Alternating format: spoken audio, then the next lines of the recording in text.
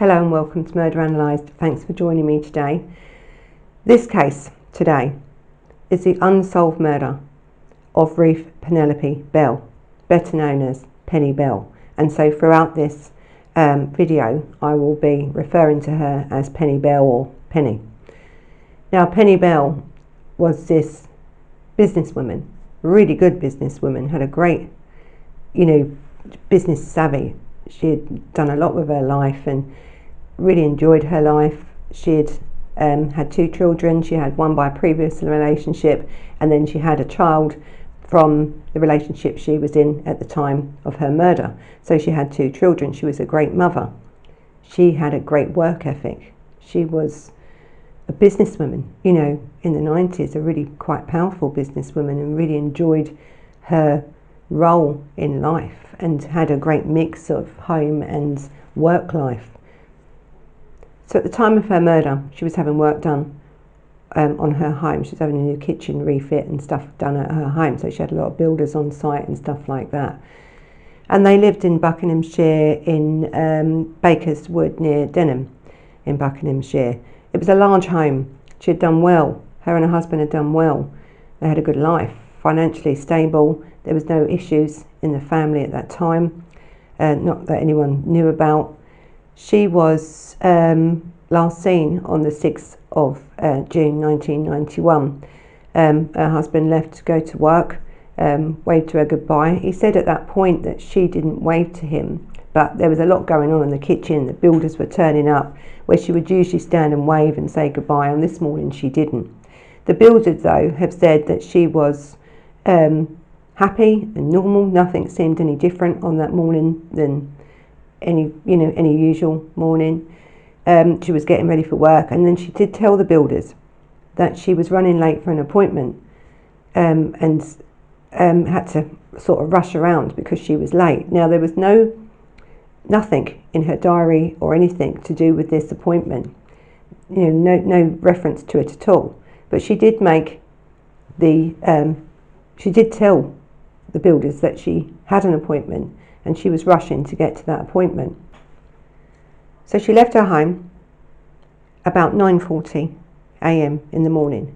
Now Penny used to drive, and you'll see pictures of her car, this Jaguar XJS, and it was a Arctic blue, so it's quite a notable car. There weren't many of them around. An expensive car, so people did see this car going around, and it was quite a distinctive car. She's left her home around 9:40, and that's her usual time. She ran her own business. It was quite a successful business, so she just left to go to work. But she did tell these people that she had this appointment earlier that morning, and she was running late. And I think her appointment was at 9:50. So she thought, right, I better move it. And the builders remembered her saying about this appointment she had. On that morning of the 6th of June 1991, a witness did come forward to say that they'd seen a car similar to Penny Bell's, and they thought it was Penny Bell's car because it's quite a distinctive car, in Fulham Common Road, and that's opposite this Black Country Park. So was she meeting someone there? Because why would her car have been there? We knew she had an appointment because she'd already told the builder that she was going to an appointment. It was late. So this is now 10 minutes down the road. She's left her home, and 10 minutes later now her car's seen on Fulham Common Road, adjacent to this Black Park. So there was also, though, a man was seen standing besides a bronze or brown or bronze coloured car, and he got in to this Jaguar, and they believe that was Penny's Jaguar that he got into. That car was then also seen as they drove out, and a little while down the road this car was seen to be driving, Penny's car, at 10 to 15 miles an hour with its hazard lights on. It was noticed that there was 2 people in this car, because as cars overtook Penny on this road, this is all now witness statements, it was noticed that there was 2 people in this car. Penny was driving very slowly to get attention, and also the person sitting in the passenger side was a male. Now the thing is with Jaguars, and especially XJSs, their windows are quite small, so it would have been difficult to see, especially from the back windows, difficult to see what was really going on in this car. But as the car took over, he says that the woman driving was mouthing to him, help me, but no one did. No one stopped, no one pulled over, no one tried to help, no one rang the police, nothing. So this could have been Penny. And we have a lot of witnesses now saying that they'd seen this car driving this slow. So the killer, as we know now, was in this car, and she had picked up that killer at this black country park, opposite Fulham Common Road. So it's quite disturbing, really, when you think that this woman knew, even at that point, as she was driving and trying to get attention to herself, that she was going to be murdered. She would have been in fear of her life, especially trying to, tell people, help me, and no one does. The car continues to drive, and it ends up then at this leisure park, where Penny was then stabbed, sitting behind the driver's wheel, not moved, 50 times in this car. Well, she was stabbed 50 times in total. But what we know, what the perpetrator did, was stab her so many times as he sat in the passenger seat of that car. Then he got out of that car and he walked around the car to where Penny's window was open on the driver's side, and he continued to stab her through that window. So there's a lot of issues with this case. So now we know that the perpetrator has actually been in the car. Now when you stab someone 50 times and they think the blade that stabbed her was 3 to 4 inches long, that's quite long. Also, when you stab someone, where you're stabbing, especially in this sort of attack, because it was a frenzied attack, this attack, there would usually be some DNA left from you, either on the knife or whatever, where you cut yourself. You could have blood. She fought back. We know she fought back on that on this attack. So there would have been DNA under her fingernails and stuff like that. We know that. So we know there would have been lots of DNA, lots of blood splatter. This person would have been covered in blood, because you can't stab someone 50 times in the chest area and the neck and not be covered in blood, especially when you're in a small, compact area and as in a car. But this man, you see, chose this area. Where he parked this car in this leisure centre, he parked up against hedges. And as I said, Jaguars, this type of Jaguar, have quite a small back window, so you're not getting the full look into the car. He parked near very high hedges, so he knew what he was doing. That means he knew this area. He knew it. So there is issues here, because when we look at a crime like this, and when you're trying to think of a perpetrator from a profiling point of view, who would do this sort of crime? This wasn't a hit, and we've had people on here, and we'll go through where people have thought it was a hit. No hit man is going to do that. If you hire someone to kill, they usually shoot, because it's not personal. This person who killed Penny Bell either knew her, was watching her, probably a stalker. It could have been, and we'll go through that in a little while. It could have been someone she knew. So there's lots of, when you're looking at this case, there's lots of issues. But in this case, and this is why I can't understand this case, why it's unsolved still after 30 years. Because when Penny's body was found, the police clipped her nails, cut the nails for DNA analysis. And then they lost them nail clippings for 17 years.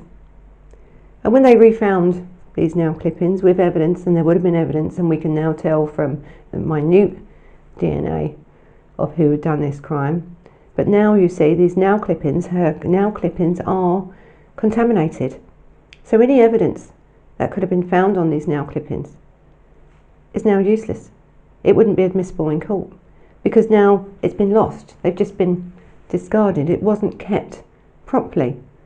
Also, with Penny's car, this car, which was the actual crime scene, a contained space, would have had so much DNA in it. They did find fingerprints, and we'll go into that in a little while. But after that, what they did with this car is again leave this car unattended, open to the world. Never secured that car, never secured the evidence in that car. So again, this car was left for many years, and again, any evidence that's found in this car, again, cannot be used in court. It's inadmissible, because anybody now could have touched this car. Because the police's failure in this case was absolutely terrible. Now there's other cases that's going to come into this, other suspects, and that the police at that time, these are the same police that made mistakes, massive failures in that case. And so this crime, with the evidence that was there, and if it was the correct investigation into this case was done early enough, this would have been solved. Now, unfortunately, now, as we look through this evidence of this case, or what you can get as evidence that would hold up in court, there really isn't any, is there? Because we can't use it. So a killer that stabbed someone 50 times, an innocent woman 50 times in a public car park. Now I think this car park in this leisure centre was nearly full. There was 156 car parking spaces in this leisure centre, and most of them were full. So this perpetrator did not care who saw him. He didn't care. And he also must have known this area, or he'd planned it where he had a car waiting close to where he's made Penny park her car, because this man would have been covered in blood, and he would have automatically have had known that when you stab someone like that, to walk into a public area like this, because this was a very busy area, you would have been noticed, but no one saw a thing. No one saw a thing. So he had his exit route very well planned, really well planned. So do I think this murder was planned? Yes. Yes. So it was, I think there's too much here that wasn't planned. You couldn't say it wasn't planned. But I think it would have been. And when I think of a perpetrator, what would do this, and we're going to go into this in a bit later on as we go through this case a bit more. There are suspects, and I'll tell you who I think, but I'm going to leave it up to you to think of what else you think may have happened in this case. So let's move on now to Penny and her home and family life. Now, Penny was married to Alistair Bell. She'd been married a good few years. As I said before, she had a previous son in a previous relationship, and Penny and Alistair had this young child, a young little girl between them. They were happy. And now this case, when it first came out, was getting a lot of publicity because she was a businesswoman. They were this well-respected family. But in 1991, you see, and we've said this before, when the public hears something that they don't agree with or don't understand or don't like, there was rumours starting to fly about. Now, it was true that Alistair did have a homosexual relationship for quite a long time before him and Penny were married. Penny and Alistair were friends for many, many years before they married. People then assumed that because of this homosexual relationship that he was having prior, that the person, these people then decided they didn't want Penny on the scene and they'd get rid of her. Penny Bell knew about Alistair's previous relationship She was also friends with the person that Alistair was involved with before her. He was at their wedding. So there was no connection made between that. But what that did in this case, when this came out, was really hinder this case. Because at that point you was getting 200-300 phone calls a day coming in with information. Once that information was released out about Alistair having a homosexual relationship before Penny, people stopped calling. The interest died down. You know, the 90s are not like it is today. It was still seen, I suppose, as being, people were unhappy about that sort of thing. I think that's all I can really say. It wasn't accepted as it is today. But even so, we're talking about a woman who was stabbed 50 times. We're talking about a woman, that had children, had this relationship, a good relationship. But people really just stopped their interest in this case because of that one thing. People then said that Penny Bell was having relationships, and this is where she was going out on this morning to have this, a meeting. It wasn't really a meeting. She was going to meet her lover and this sort of stuff. That's nonsense, really. There's no evidence to say that Penny Bell or Alistair was having any relationships at all outside the marriage. Actually, on the contrary, I think most of what you read and you find out about these couple, well, they were just a nice, happy couple. There's lots of people that are bisexual. There's lots of people that have relationships with men and women and then move on to choose which one they want to spend their life with. And these two decided to spend their life together. It was a happy relationship. She had a great business, he had a great job, they had great kids, great home, great life. There was no evidence at all to suggest that she was seeing anyone. And as we go through a little bit, and you'll see about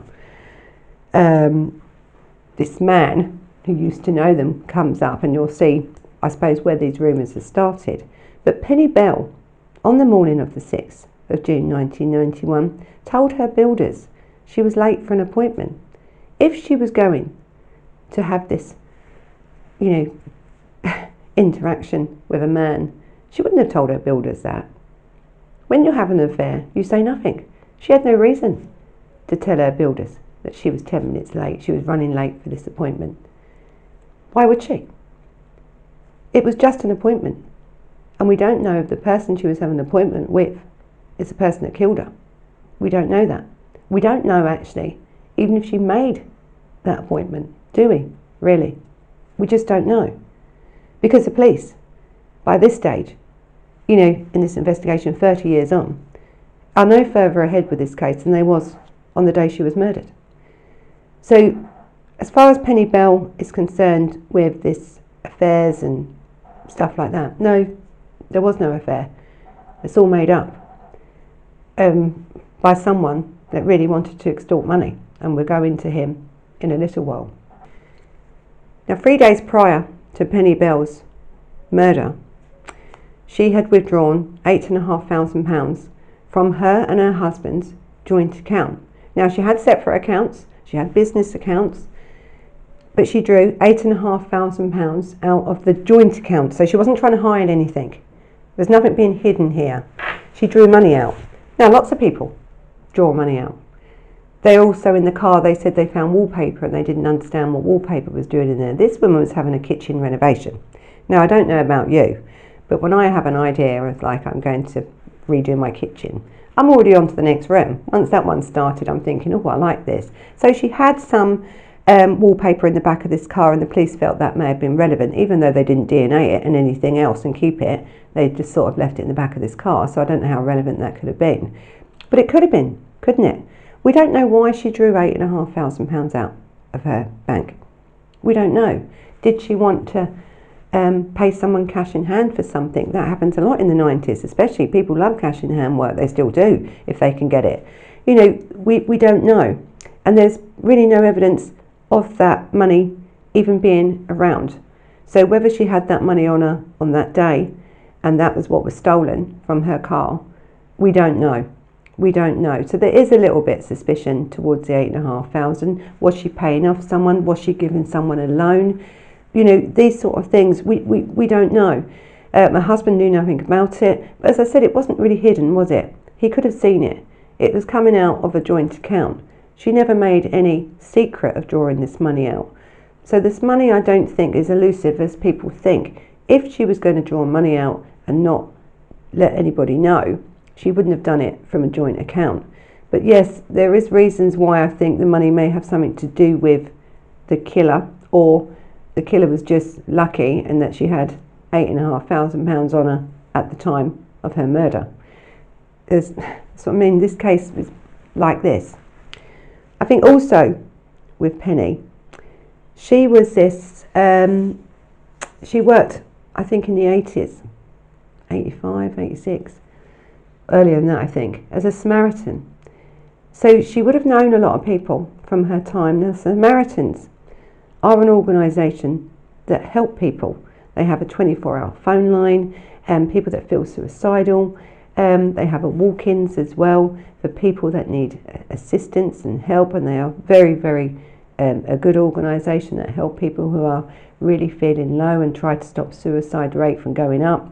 They also work there in prisons and help try and educate the prisoners to help other prisoners. But they do have walk-ins. Now Penny worked as a Samaritan. Did she meet someone when she worked in this as a Samaritan on one of these walk-ins? We don't know. That could also be an issue when it comes to the people that she was helping at that point. Now when I talk about stalkers, and we've talked about stalkers before, you can be stalked and not know it. You can be stalked for years and not know it. Not every stalker is going to text you, ring you up. They're going to watch you from afar, and they're building up in their mind this relationship. And so it could have been that she could have met someone when she was working as a Samaritan and really not known what was really in their mind, and that could have then progressed for years. Stalkers can be many types, and we'll go on to them in a minute. So it could have been that as well. Now Penny Bell, on the day she was murdered, there was no robbery. They couldn't find the 8,500. We don't even know if she had that £8,500 in her car. They don't know. There was no sexual assault on Penny, but I think Penny fought back. I think the frustration and the frenzied attack on Penny was the frustration, maybe, that because you are in a Jaguar car, you can't, she's behind the steering wheel, and I mean, I've had Jags, I love Jags, but there isn't much movement. You know, he'd have to pull up the back seat to try and get in the back seat. There's not enough room. So the frustration of this killer on Penny may have been because he couldn't sexually assault her. He couldn't do it. He couldn't get to her. She wasn't allowing it. And so that's why that frustration, and you could see it was a frustration, this anger of this perpetrator on Penny to stab her and then to get out of the car, come to the other side of the window, to her window, and continue to stab her through the car window multiple times, is someone that's really pissed off at you. Now, this was a sexual attack, or meant to be a sexual attack, and they can't get to you. That frustration is going to come out somehow. And this woman was stabbed 50 times in a car park, in a public car park, in the morning, on a June day, a bright June day. So this perpetrator is very dangerous. And the issue I have with this case, as I have with many cases that this police force have dealt with around in the 90s, is that this man, because he wasn't caught, is still out there, isn't he? So let's have a look at what the police looked into. Of course they looked into Alistair. Of course they did, her husband. That's the first one they would have looked into. He had an alibi and was at work. And if we're thinking that Alistair may have wanted to kill her off because, you know, she was a wealthy woman, she had I think an insurance policy of £200,000 at the time. You know, you could assume that, yes, but he was quite quickly eliminated. And I think, as I've said before, you know, when you hire a hitman to do a job. No hitman is going to take the risk in broad daylight, in public, and to literally overkill, and this was overkill. There's no way that someone that you've paid, whether you paid him 1,000 or 10,000 or 100,000, is going to take that risk. So we can eliminate this being a hit of someone for hire. I don't believe that at all. I never have, and I don't think the police do either believe that. So Alistair was eliminated from them inquiries because he didn't do it, nor did anyone he know do this, as far as we're concerned. And as far as now as what the police are concerned, I think this case is closed anyway, because they've made such a failing with the evidence that they should have kept. So let's think now what else or who else it could have been. So we have all these witnesses. Remember the witnesses from the car park where they saw this man standing next to this brown or bronze car, standing next to. That doesn't necessarily mean that was his car. No one saw him getting in or out of that car. But this man was described, I think, as 5 foot 10 inches tall. He was described at about 48. But I always say, and I've said it before about eyewitnesses, you know, it's difficult, isn't it? And this is why even when you're in court and you have eyewitnesses, you know, what was the light like? Was they, you know, how quick did you see them? Was you wearing your glasses? You know, there's lots of different things that come into eyewitnesses. So yes, I think, yeah, we're looking for a man around this height, you know, and this age. But could he have been this age? Could he have looked that old because he was doing something else? Or was he younger or was he older? So I think we have to take eyewitness statements about this description, sort of, yes, there was definitely a man there, but, and we're as close to get, there wasn't loads of people saying the same thing, you see, and I think this is it with eyewitness testimony. If you have a lot of people saying the same thing, then you really build that picture up as if to say that's exactly what he is. There wasn't really, this was just one person. So I think, and this person was seen getting into this Jaguar, and again, we don't really know, do we, if it was Penny's Jaguar. I probably assume it was. So how quick did she pull up and did this man get into the car? So that's sort of the description they're looking for of this white male, you know, 5 foot 10 tall and aged around 48, or they thought he was aged around 48. And I'll put the e-fit of what they done up, so you can have a look at that. So the police believe that Penny Bell, because of this frenzied attack, the way it was done, knew her killer. She knew him, or he knew her. So, you know, as I said, in the 90s, we wasn't talking about stalkers and stuff as we've done now, as we do, and they didn't know enough about this stalker and their personalities and their traits as we do now. I don't know if Penny Bell did know him, because at the same time there was many, you know, there was a serial killer going around at that time as well that no one knew. Well, they knew of, but they caught the wrong man, and we'll talk about that in a little while longer. But I think, yes, they did thrill because it was this overkill, this frenzied attack. It was like this person knew her and disliked her. But I think as we now progress with the law and the different things on psychology and profiling, did he know her? Probably. Did she know him? Maybe not. Okay, so now let's bring in this former neighbour of Penny Bell's and the family. So he knew the family as well.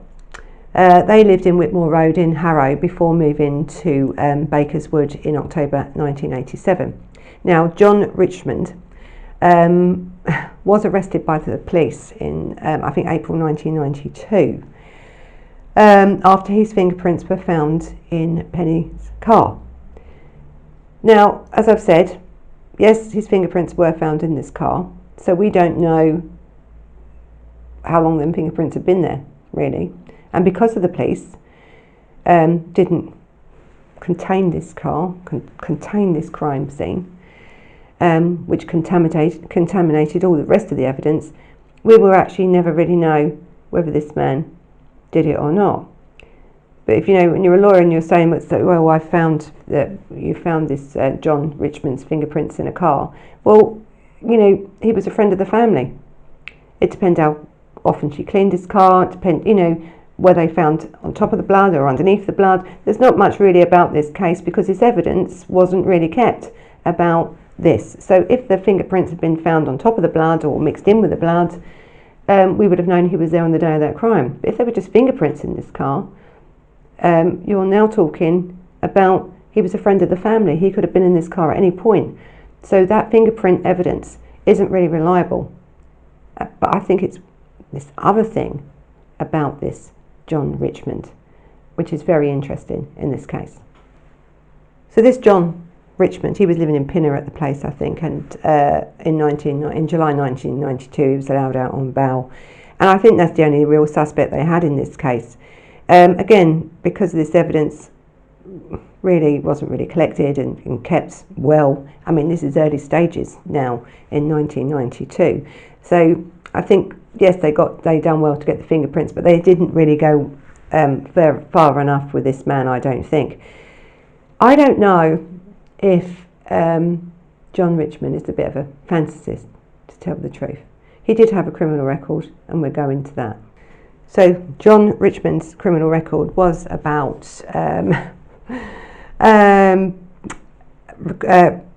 forgery and smuggling.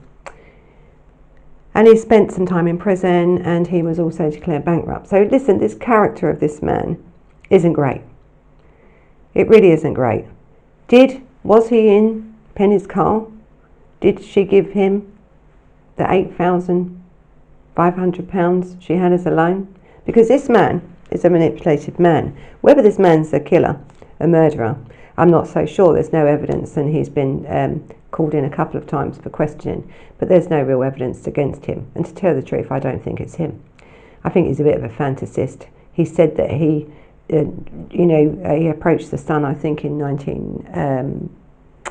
December 1994, he approached the Sun and wanted £80,000 for his story, because he was meeting Penny Bell on that morning, for their lewd affair, and he knew when he left her, he was alive, but he knew who had done it. It was a hit. I mean, it's absolutely crap, really, from this man. This man was trying to extort money out of the Sun. I think the Sun didn't pay the £80,000, actually. They met him in a pub, and they actually talked to him, and they secretly recorded him. They actually didn't pay the £80,000. But what sort of a person would, if you have any evidence of a crime, that you want £80,000 for telling it, especially when you've said that you know who the perpetrator is. So listen, this man, he could be, but he could have killed her. I don't think so. I think he's just he was trying to get money. He was trying to get himself known, to get this money, get in the papers, sell his story. There was no lewd affair. There was no evidence of an affair, especially with this man. There wasn't. His fingerprints are in the car for a reason. As I said, it could have been at any point before this murder. And I think once he was questioned for the murder and that he knew his fingerprints were in there, he tried to make up this story, and a story it is, because he's tried to say that he knows the person that killed Penny, and he won't say because no one's going to pay him for it. And it was a hit. Well, there's no way that was a hit at all. And, I'm not saying that he didn't kill her, but there's no evidence to say that he did at all. Because any evidence that may have proved he's guilty or innocent was lost in the incompetence of this investigation by these police when they destroyed the evidence by leaving it out, losing fingernail evidence, which there would have been so much DNA evidence on them fingernails, but once they was contaminated, they were inadmissible in court. So do I believe that this John Richmond is a killer? No, I really don't. I think he is a manipulator. I think he is someone that is despicable for what he's trying to do. We don't know. But I don't know, and we can't find enough about this John Richmond. Could he have been a stalker? Could he have, he lived next to them for a good 8 years, he'd known them, but he was a con man. You have people that are con men, and he was a smuggler, so he was into criminality. But was he a killer? I'm not so sure. Not in this case, really. I just think, we will have to see, if anyone comes forward, because there must be someone still out there that knows something about this murder. And but at the moment, I wouldn't eliminate John Richmond. I'd hold him on the back burner, but he wouldn't be the one that I would focus on. I think the police have sort of had enough of him, to tell the truth. And where you haven't got any evidence that you can actually charge someone with. And the thing is, with this murder, you want to get the right person, don't you? Really? Because undoubtedly, this wouldn't have been this person's only attack, and we're going to go into that now. So let's talk about stalkers for a minute, because as I said, in 1991, stalkers weren't really on our mind, were they? We didn't know enough about these characters. But we have to think that Penny Bell was a businesswoman, a boss. She had people working for her. So as we go through these things, anyone can be a stalker, can't they? Anybody. It can be someone, a former or sexual partner you've had, an ex-husband or wife or whatever. It can be an acquaintance, a little bit like John, can't it? This John Richmond, the acquaintance. It could be a friend or a colleague at work. It could be an employee at work, someone that's disgruntled, someone that you've done something to. You may have only said the wrong word. That would start this off. Stalkers don't take a lot to stalk you. We don't know how long, if she was stalked at all. She'd also worked for the Samaritans, and as I said before, the Samaritans, have walk-ins and phone conversations, and you are talking about people who are suicidal. Some people of these have got mental health. Some people, she could have helped someone in there that had this attraction to her that she didn't even know was there, and this then could have come out many years later. So there's that type of stalker as well, someone that you've helped and they feel that they have this connection with you, but you may not even know that. So there's that type of stalker.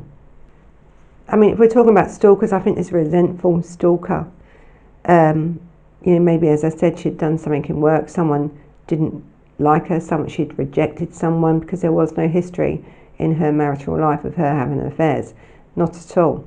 But she may have been asked. She was a very pretty woman, very well kept woman, very educated woman, quite a powerful woman in her business. She held herself well. That's an attractive quality to a lot of men. And sometimes in business, a lot of us now, women in business, run businesses, and men can sometimes think that they can treat you a little bit different because you're a woman. And when they give you these advances and when you reject them, they don't like it.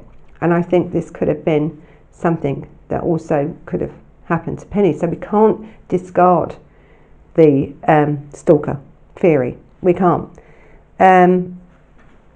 Because of her life, she met a lot of people. She ran a recruitment agency as well, so she interacted with a lot of people.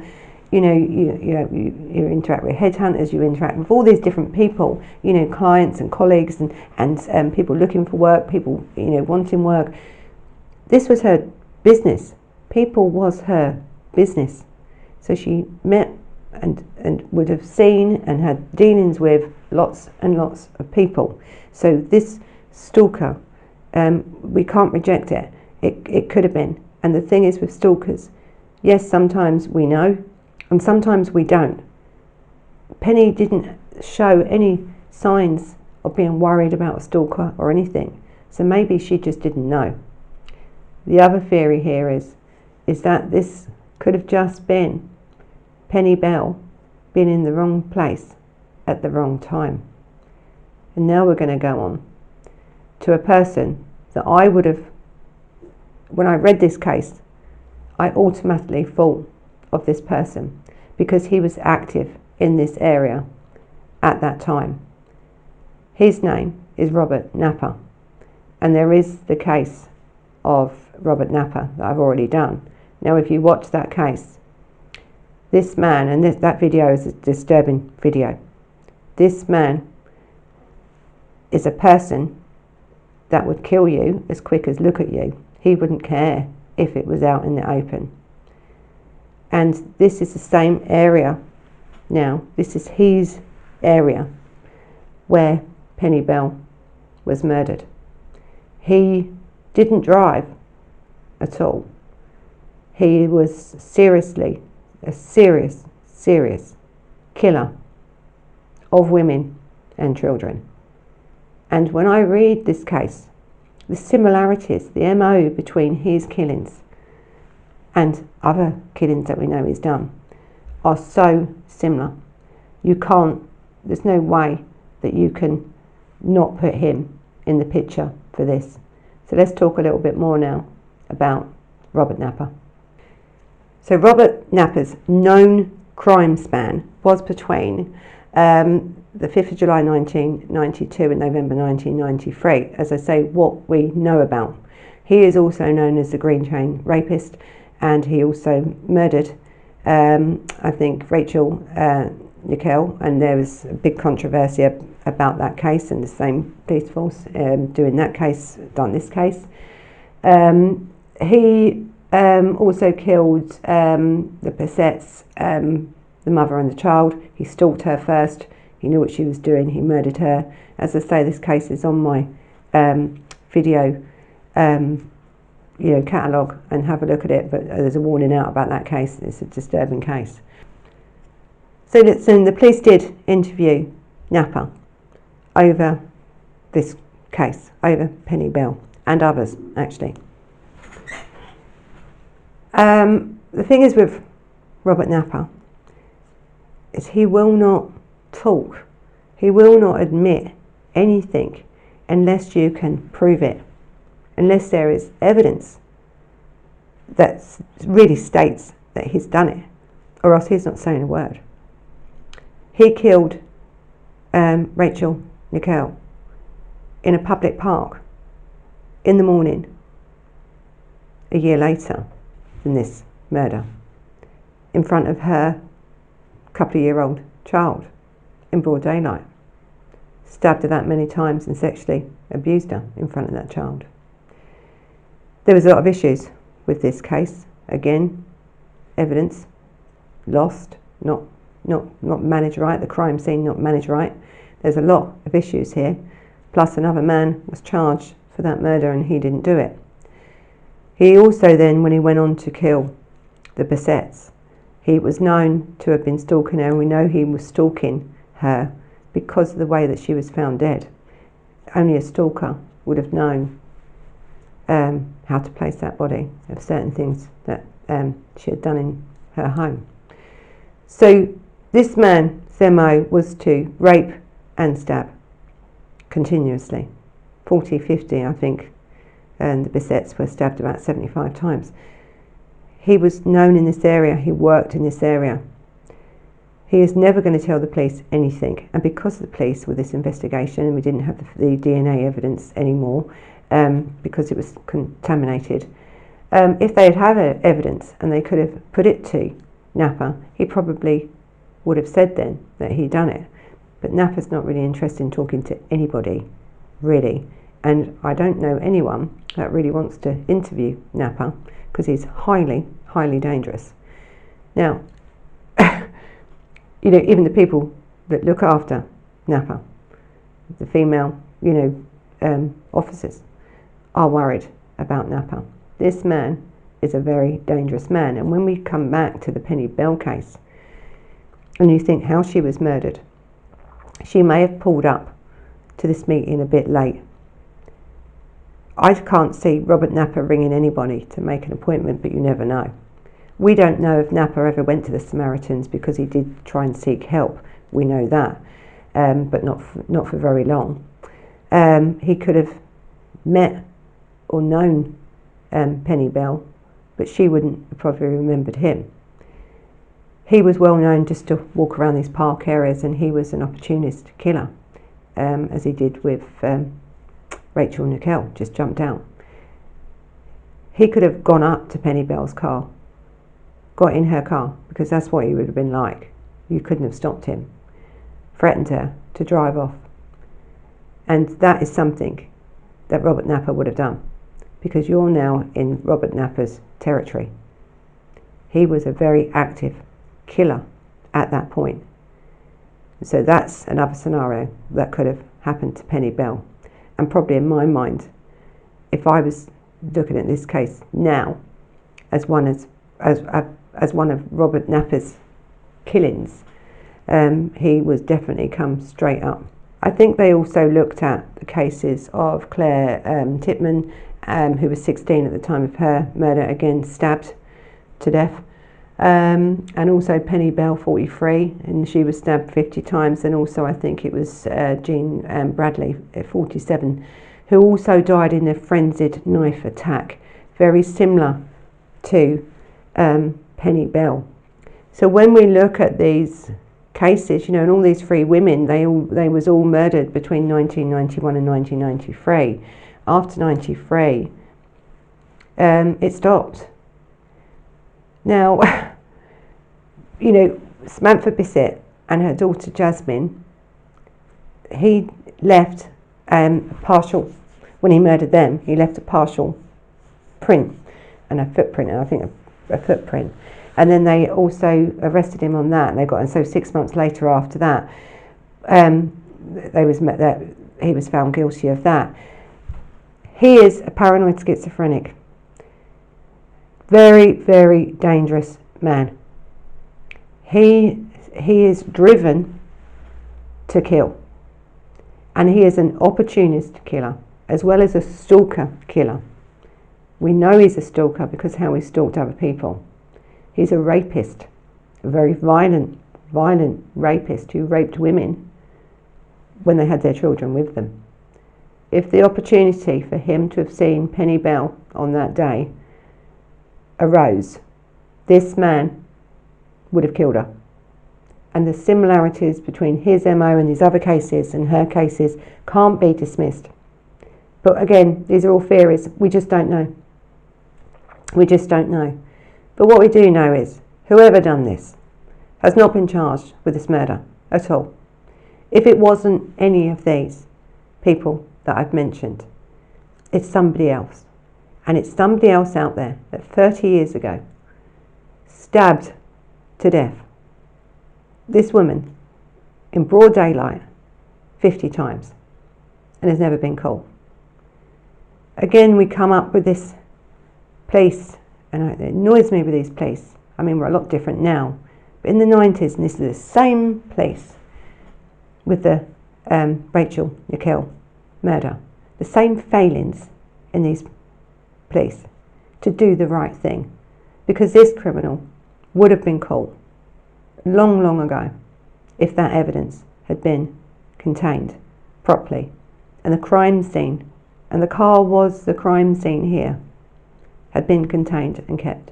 The evidence inside of that car would have been overwhelming evidence, especially now if you even retested today.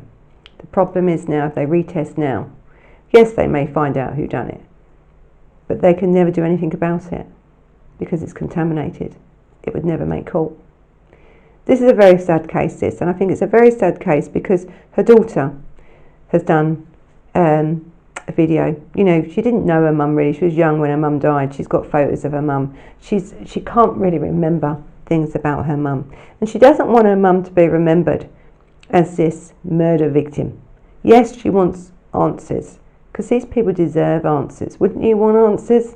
If your mother had died, your wife had died, your sister had died, you want answers.